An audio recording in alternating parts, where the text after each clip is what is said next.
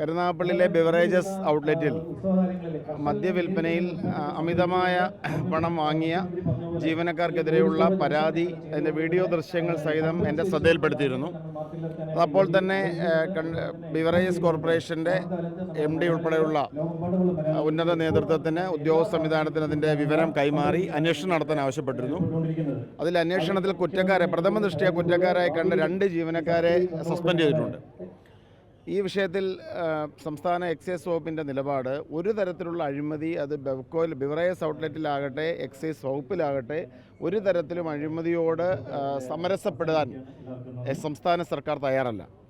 അതുകൊണ്ട് ഇത്തരത്തിൽ ഞാൻ ജനങ്ങളോടുകൂടി അഭ്യർത്ഥിക്കുന്നത് എക്സൈസ് വകുപ്പിലോ ബിവറേജസിലോ ഈ കാര്യങ്ങളിലെല്ലാം ഇവിടെയെല്ലാം തന്നെ ഏതെങ്കിലും തരത്തിൽ കൈക്കൂലി ആവശ്യപ്പെടുകയോ അതോടൊപ്പം തന്നെ പാരിതോഷികങ്ങൾ വാങ്ങുകയോ അതോടൊപ്പം വില കൂട്ടി വാങ്ങുകയോ ചെയ്യുന്ന സംഭവങ്ങൾ ശ്രദ്ധയിൽപ്പെട്ടാൽ നിങ്ങൾ അടിയന്തരമായി തന്നെ സംസ്ഥാന എക്സൈസ് വകുപ്പിനെ അറിയിക്കണം.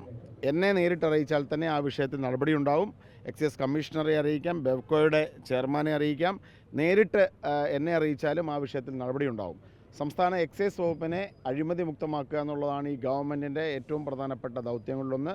ബിവറേജസ് ഔട്ട്ലെറ്റുകൾ ഉൾപ്പെടെ റെസ്പോൺസിബിൾ ഡ്രിങ്കിങ്, സോഷ്യൽ റെസ്പോൺസിബിൾ ഡ്രിങ്കിങ്ങിൻ്റെ ഒരു കേന്ദ്രങ്ങളാക്കി എന്ന് പറഞ്ഞാൽ ഇപ്പോൾ ഉള്ള അന്തരീക്ഷം സമ്പൂർണ്ണമായി മാറ്റാൻ ഗവൺമെൻറ് തീരുമാനിച്ചിട്ടുണ്ട്.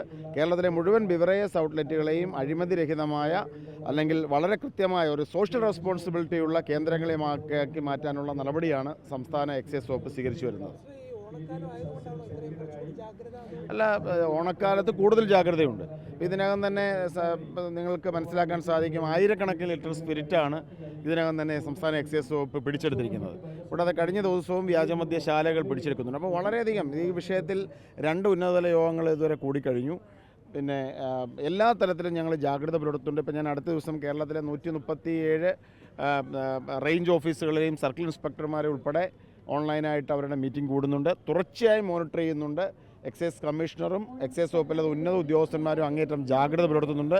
അഴിമതി രഹിതമായ വ്യാജമദ്യങ്ങളില്ലാത്ത ഒരു സാമൂഹ്യ പ്രതിബദ്ധതയുള്ള ഒരു മദ്യപാന സംസ്കാരം, ഡ്രിങ്കിങ് കൾച്ചറുള്ള ഒരു ഓണം ഇത്തവണ ഉണ്ടാക്കാനാണ് ശ്രമിക്കുന്നത്. എന്താണ്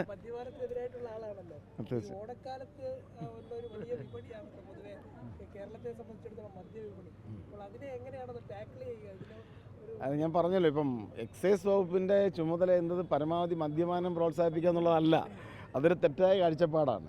നമുക്കൊരു നേരത്തെ പറഞ്ഞ പോലെ സാമൂഹ്യ പ്രതിബദ്ധതയുള്ള സോഷ്യൽ റെസ്പോൺസിബിൾ ഡ്രിങ്കിങ് ആണ് യഥാർത്ഥത്തിൽ എക്സൈസ് വകുപ്പ് ലക്ഷ്യം വെക്കുന്നത്. അപ്പം ഞങ്ങളത് പറയുന്നത് ഇപ്പം പൂർണ്ണമായും മദ്യത്തെ ഇല്ലാതാക്കാൻ സാധാരണഗതിയിൽ ഒരു സമൂഹത്തിൽ ഇതുവരെ സാധ്യമായിട്ടില്ല. പക്ഷേ മദ്യവർജനം സാധ്യമായിട്ടുണ്ട്.